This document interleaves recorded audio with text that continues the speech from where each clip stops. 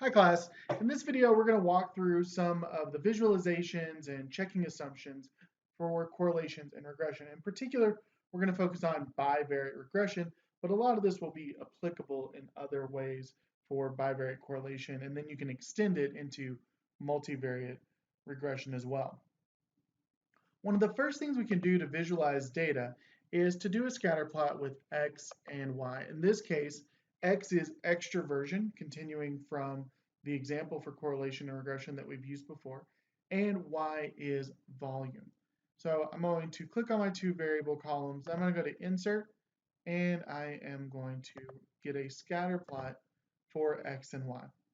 In looking at scatter plot, extroversion is on my x-axis, and I could label that more by clicking on this and making some adjustments.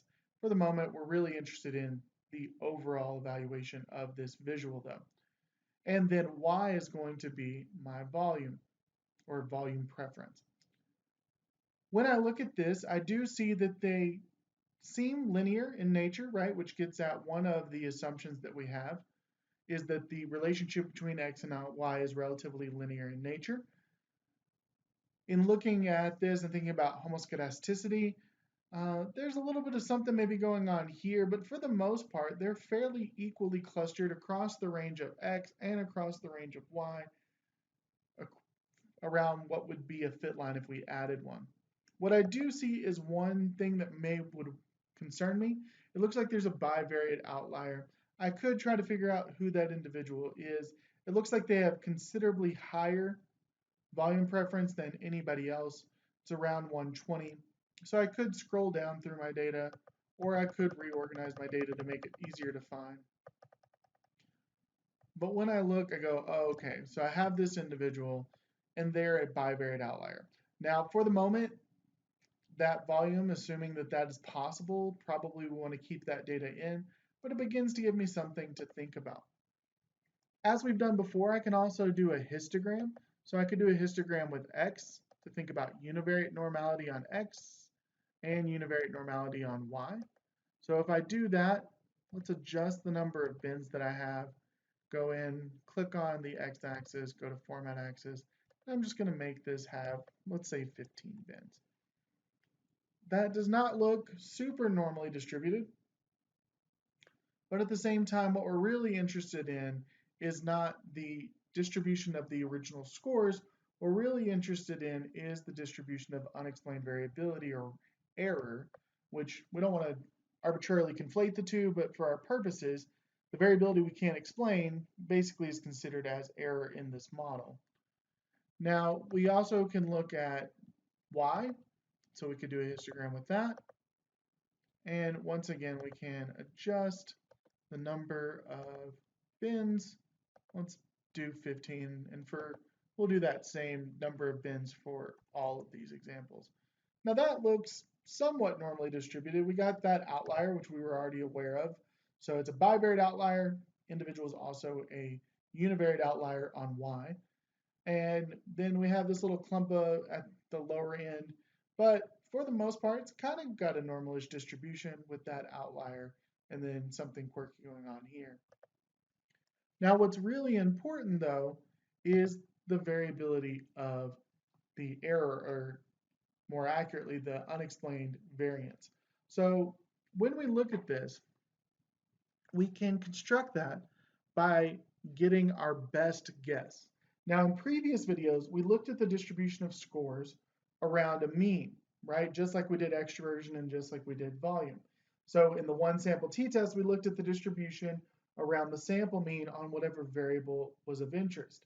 In the ANOVA, we looked at the distributions around each group mean, because in both cases, we were looking at the distribution around the mean of our best guess. So when we looked at the variability around our best guess, or the variability that we could explain, in the case of the one sample t-test, our best guess was the sample mean. All of the rest of the variability in that distribution around the sample mean was variability that we couldn't explain based on them being part of that group.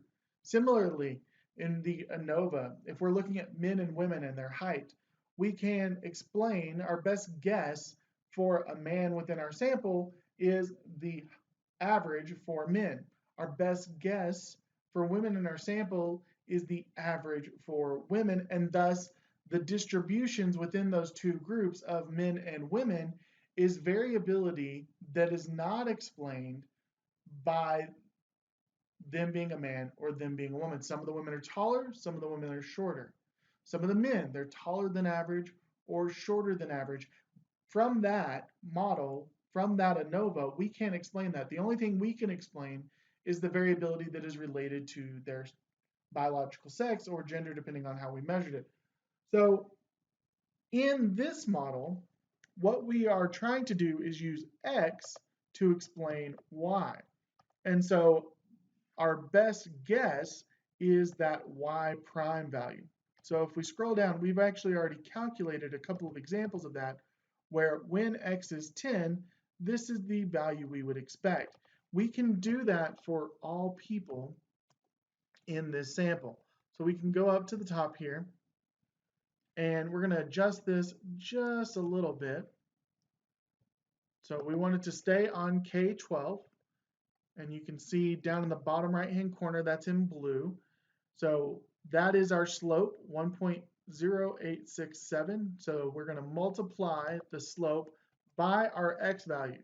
Now before we were looking at when X is 10 and when X is 50, we just typed them in. But I can also say for this individual, given their X score, and that is located at A2, we want to predict their Y score. And so when we do it that way, for this first person, they do have a score of 10, and thus their expected value matches with when X is 10. For the next person, though, their score is 11. Their expected value is going to be a little bit higher because for every 1 point increase on extroversion, we have a 1.0867 increase on volume preference or expected volume preference. So when we look at this, we can then do that for all of the individuals in this sample. And that gives us a sense, that is our best guess about their volume preference. Now, these guesses are going to be wrong across most of the people. So in this first case, their actual volume preference was 60 decibels. Our best guess based on this regression would be that it would be 61.2589. That difference, that deviation between the actual volume preference and our best guess, the predicted Y value, is the residual. So for this first person, we were off by 1.2589 decibels. And in particular, we overguessed. We guessed too high, which is why we get a negative. We can then do that for all people. And as we look at this, we see that some of our individuals, again, are going to be above, some are going to be below. Not surprisingly, our guess for the outlier is not great. The residual for that individual is 21.79 decibels. So in their case, and we already knew this, the regression line is not doing a good job fitting their data. Our Y predicted is not doing a good job relative to their actual preference. That being said, across most of the people, it's doing a reasonably good job. Additionally, we can look at this and we can go, all right, I've worked with deviations before. Some of them are positive, some of them are negative. And as we've seen before, our expectation is that when we look at the average of these deviations from I2 to I41, so from the very first one to the very last one, we see that their average is 0. And that would be what we would expect. Some we're guessing a little high, some we're guessing a little low. Overall, given that we know that it's linear, given that we know this model is significant, it's doing a reasonably good job predicting it. We saw that in the earlier video. They're going to be wrong, but they're not too wrong in most of these cases. Now, in addition to scatter plots for X and Y, and again, the histograms for X and Y. We can also do a few other things.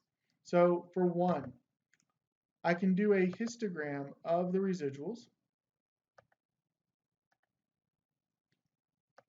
Again, I'm going to do 15 bins on this x-axis.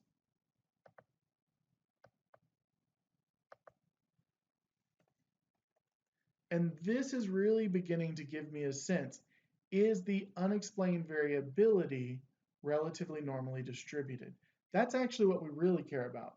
Again, in many cases, the variability of the scores around a group mean or around the sample mean is the unexplained variability in that case, because our best guess is the sample mean or the group mean.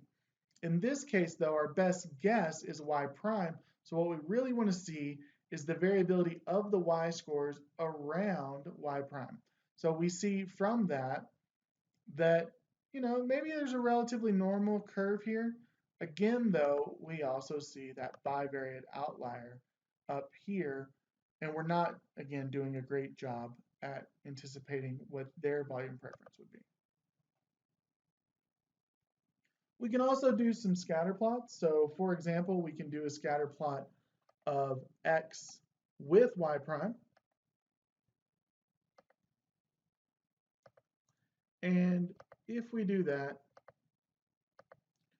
basically what we're seeing is that fit line. And in fact, we can click on this and then tell it we want to add a solid line. That is our fit line. That's our best guess. Again, the actual points, when we look at the scatter plot for x and y, and I'm not going to layer it on top there, I'm just going to add it separately, is a little bit different, right?